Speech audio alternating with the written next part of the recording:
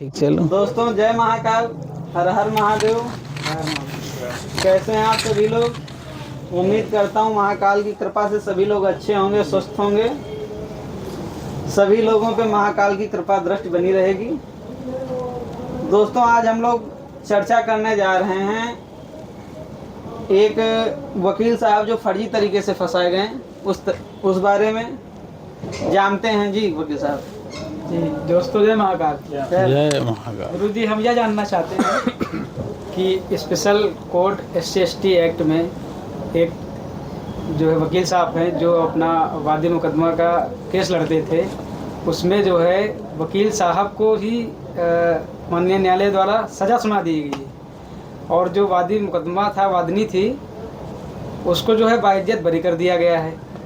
तो क्या इससे पहले भी कभी ऐसा कुछ हुआ हो कि हाँ वकील जो केस लड़ रहा हो वह जेल चला जाए और जो वादी मुकदमा है वह बाइज्जत बरी हो जाए? देखो, ये न्यायालय की प्रक्रिया है तो इस पे तो कोई संदेह नहीं किया जा सकता है।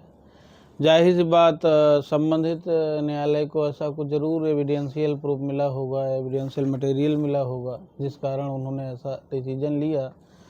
लेकिन ये हाँ, ऐसा वाकया पहली बार हुआ है जब किसी अभियुक्त किसी वादी मुकदमा के बयानों के आधार पे वकील साहब को आरोपित किया जाता है और वादी मुकदमा को बरी किया जाता है, उनको अभियुक्त बना दिया जाता है।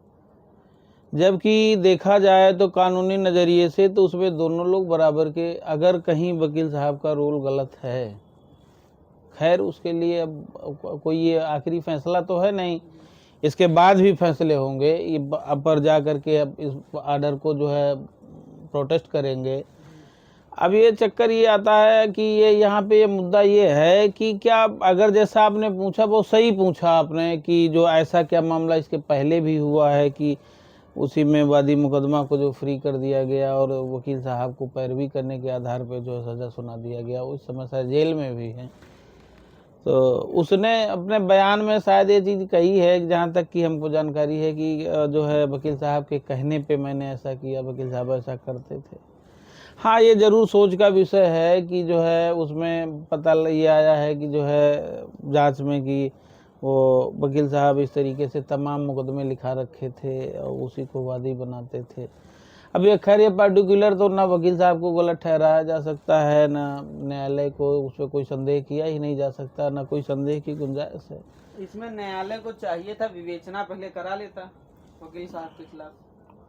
वो अरे फ्री के चंदन घस में नंदन बैठे बैठे आदेश करना है, वो किसी चीज के दूसरे फ्रस्ट्रेशन किसी दूसरे उतारे दे रहे हो आप। एक आदमी के कहने पर अगर किसी वकील को जेल भेजा जाता है तो इस तरीके से जितने भी वकील लोग हैं, अगर किसी वकील के खिलाफ कोई उसका क्लाइंट कह देता कि वकील साहब ने ये कर दिया तो वो सत्य माना जाएगा, वकील झूठ बोल रहा है, इसका मतलब।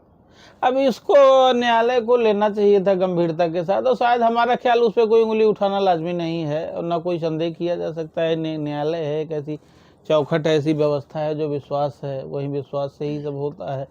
अब खैर इसके लिए और प्रोटेस्ट करेंगे आर्डर को, जैसा भी होगा ये क्लियर होगा कि ये क्या रोल है क्या नहीं है। उन्होंने कोई एविडेंस मटेरियल कुछ तो मिला होगा जिसके आधार पर उन्होंने ऐसा निर्णय कर लिया है। अब ये तो संबंधी जानकार ही बता सकते हैं, उसमें जो केस देख रहे हों, केस स्टडी किए हों।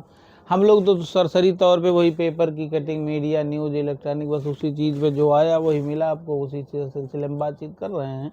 हाँ, लेकिन ये हमारी जानकारी में जहाँ तक ये पहला ऐसा मामला है जब किसी जो है अभियुक्त के सह अभियुक्त के बयानों के आधार पे एक अभियुक्त को बरी कर दिया जाता है। दूसरे अभियुक्त, मान लिया अगर वो अभियुक्त थे, उन्होंने कोई ऐसा एलिगेशन उनके ऊपर था या ऐसा चार्ज हुआ था उनके ऊपर जिससे वो आपराधिक गतिविधियों में लिप्त पाए गए या संलिप्तता उनकी पाई गई थी, न्यायालय ने ऐसा आदेश किया। लेकिन इस तरीके से देखा जाए तो ये वाकई में पहला मामला था, जहाँ तक मैं ये चीज़ समझ रहा हूँ कि एक अभियुक्त के बयानों पे एक को बरी कर दिया जाता है, दूसरे को जेल भेज दिया जाता है, सज़ा सुना दी जाती है। और इसके लिए जो इस समय बड़े बड़े दावा भर रहे हैं, bar council of Uttar Pradesh का चुनाव चल रहा है, लोगों को आड़े हाथों आना चाहिए कौन सा बार है, क्या सही गलत। आज तक किसी के लिए वो गलत नहीं था, वो हम गलत नहीं थे, वो गलत नहीं थे। आज जब उनके पास वो गलत हो गए तो 4 लोगों को उनके अंदर, जब तक चांद मिलता नहीं है, कहावत है जब तक चांद नहीं मिलता है तब तक सबको प्यारा लगता है, जब हाथ में आ जाता है तो उसमें दाग नजर आने लगता है। इसी के साथ हम अपनी वाणी को विराम देते हैं। हर हर महादेव, जय श्री महाकाल, भोले बहुत करेगी माँ। हाँ ठीक है।